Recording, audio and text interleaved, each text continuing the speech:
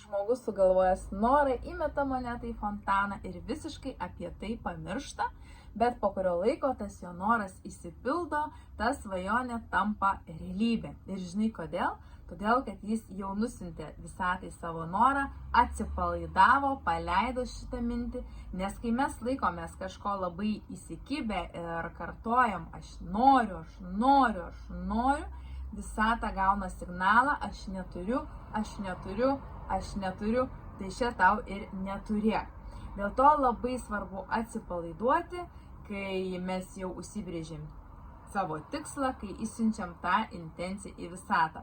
Žinoma, aš rekomenduoju skaityti savo tikslus ir pasąmoniai apie juos priminti, bet tai daryti su atsipalaidavimu ir tuo jausmu, kad tai jau būtinai įvyks, būtinai išsipildys.